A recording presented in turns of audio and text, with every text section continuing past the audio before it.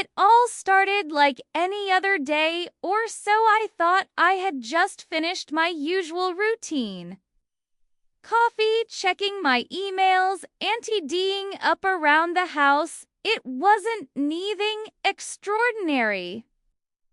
Just a normal day that felt like it would pass by quiet. Me name is Claire. And for the past year, I had been living in this small, cozy apartment all alone. I had moved here after a painful breakup that shook me tummy core. The past relationship had left me drained, but also wiser, and I felt like I was ready to embrace a fresh start. I told myself I was doing fine. I had my little apartment, my peace, and a routine that kept me busy, but deep down I knew I was still holding on to the emptiness that the relationship had left behind. The silence in the apartment became my companion, and while I had gotten used to it, something was missing: a connection, a spark that once used to exist between me and someone I cared about. That's when a friend from work reached out to me. We had always kept in touch from time to time, but we were never close, yet something felt different this time. His message was casual.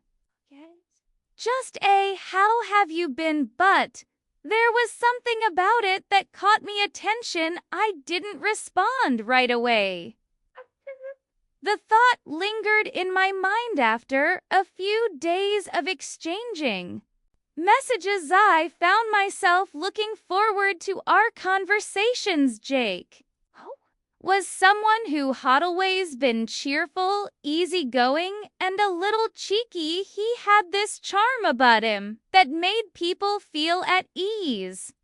Had always admired that about him, but over years, I'd never thought about him in a romantic sense. However, as our conversations grew longer, I started to realize that maybe I had been blind to the way he made me feel. Maybe I had been pushing aside the possibility of something more, something deeper. But we talked for days, and with each message, I noticed a shift in the way I felt about him. It was subtle at first, but the more we talked, the more I realized how much I missed feeling connected to Simeon. His humor, his stories, the way he always seemed to make me feel seen. Everything about him started to appeal to me in a way I hadn't expected. After a few weeks of constant texting, I began to feel that undeniable attraction. There was this pull between us that I couldn't ignore. It wasn't just physical. It was something deeper, a feeling of familiarity, of understanding, of not being alone anymore. Jake had this warmth about him that made me feel alive again, and as much as tried to deny it, it couldn't shake the feeling that nothing was about to change. Only veining, I decided to take the next step. I invited him over for dinner, unsure of what would happen, but curious to see where it might lead. It was just supposed be a casual hangout. Nothing more, nothing less. But when he arrived, I realized how much I had been longing for this kind of companionship. He was more than just a friend. His presence filled the room in a way I hadn't experienced in a long time. As we ate and talked, this incredible ease between us, like no time had passed at all.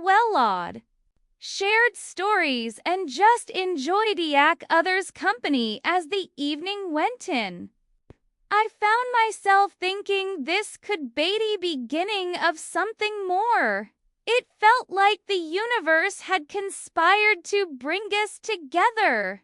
But I didn't want to jump to conclusions. I was still cautious, afraid of repeating my past mistakes, afraid of letting someone in again.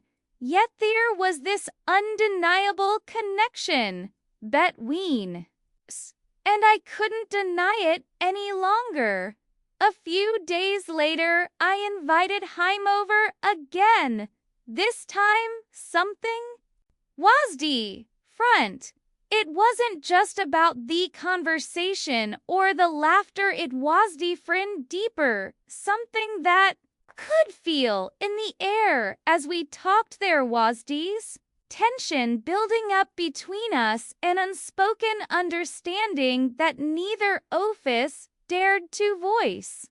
We were standing closer, our bodies just inches apart, and then in a moment of impulse, I found myself leaning in, and before our lips met, that kiss, that single moment changed everything. It was electrifying, but also terrifying. I had been so afraid of opening myself up again, of feeling vulnerable, but in that kiss, I let go of all my fears. It was like everything in my life had led me to that point, and for the first time in a long while, I felt completely alive. It was a realization that maybe I wasn't as ready to be alone as I thought I was after that night. Jake came a constant in my life. We spent more time together, and soon we were inseparable. But as things grew more serious, I found myself torn. I had just started to rebuild my life after the breakup, and here I was opening my heart. Someone knew. The questions flooded my mind. Was I rushing into something? Was I ready for this?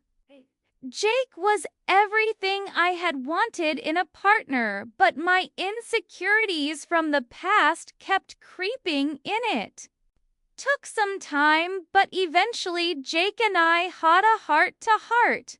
He looked at me, his expression, serious, but full of understanding, and said, "See, Yale, we can't keep pretending this isn't something real. You need to decide what you want." Those words struck a chord in me. For so long I had been avoiding making a decision, avoiding truth. But in that moment, I knew I had to let go of my fears and face the reality of what I was feeling. And so I chose to move forward, to let go of the past, and to embrace this new chapter in my life. It wasn't easy, but it was necessary. I realized that sometimes in order to move forward, you have to leave behind the comfort of what's familiar. I had spent so much time holding on to the future. Could be different now. As I look back, I realize that the most profound changes in life happen when you least expect them. That single moment that kissled toward the course of my life. It taught that sometimes you don't need to have all the answers right away. You just need to take the leap and trust that the journey will unfold as it's meant to. I didn't know where this path will take. Maybe you. I do know one thing for certain: saying yes to life, to love, and to new beginnings was the best decision I've ever made.